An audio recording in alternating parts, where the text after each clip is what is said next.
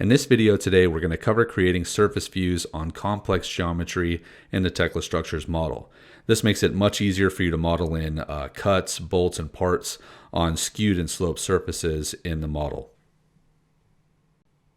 Now, you can see here in the model that I've got a sloped and skewed beam. So if I want to model in some cuts or a plate or a stiffener or something like that, or bolts along a specific surface, this is going to be a little bit tricky versus just a 90-degree beam.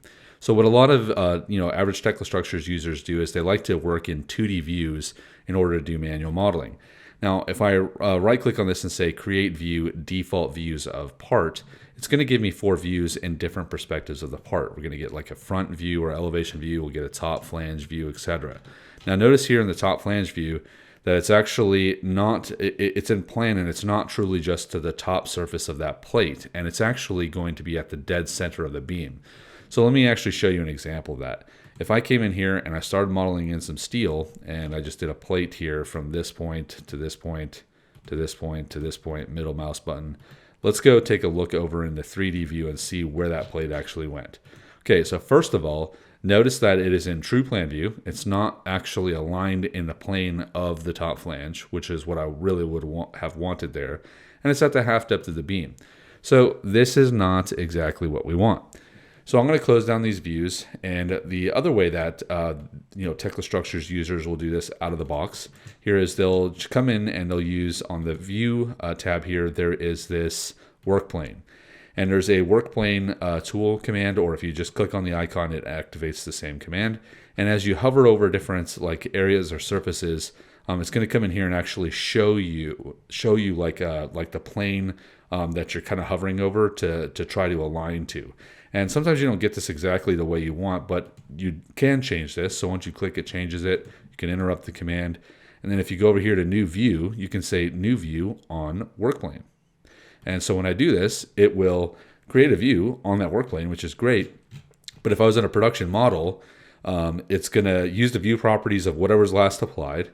It's going to have me zoomed out to the extent of the model, which if I have a really small beam or something like that that's hidden behind a bunch of pieces, that's not going to be what I want. So again, here you can see the view depth and everything is inheriting from the last applied view properties.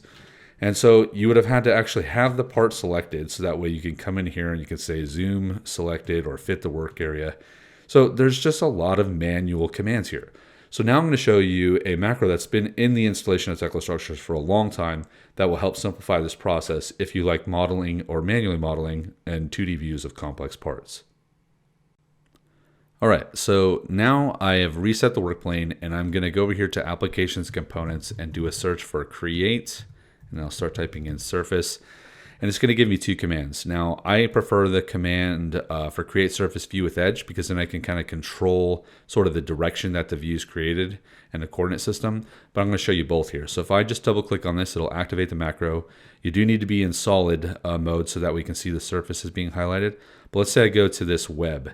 Notice here that it'll create a new view. It'll fit the work area of that view to the beam, and basically it kind of just creates this as a temporary view. So you can see here in the view name that it has parentheses on it, and so that way essentially, when I close this down, this view won't be in my named view list. So it's perfect. It's exactly what I need, right? So if I'm looking in the 3D model, you'll see that it's basically the XY is aligned with that. And now if I model in some parts or something like that, so let's just do like a plate.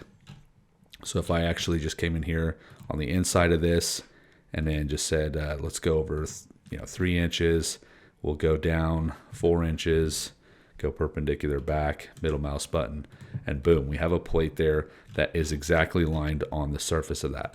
And again, since the work plane's changed and we're working in a nice simple XY, this is flattened out, we're thinking in a simple 2D plane, all the position properties and everything are going to work related to that. So if I modify this now, the plate's going to go downward in the Z plane versus front here or middle or whatever it is that we necessarily want. If we did any mirrors or any rotating of material and all that, it's going to be in this nice simple XY plane that is aligned right here on this surface.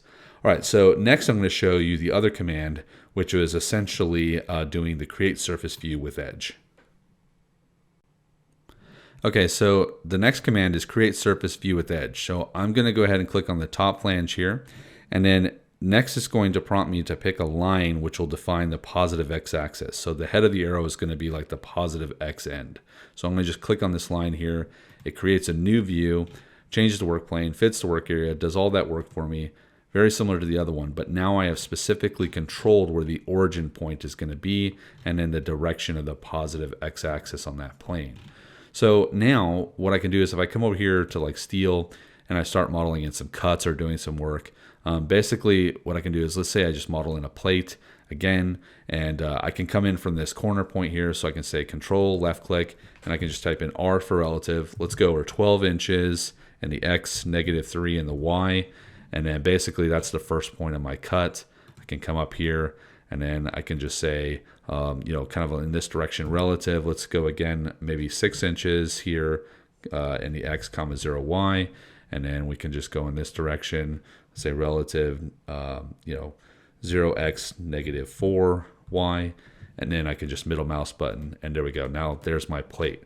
So what I'm showing you here is that you can kind of use the numeric snap, basically where you can enter in relative offsets here in the X and Y rather than having to lay in points. That's one thing I was showing.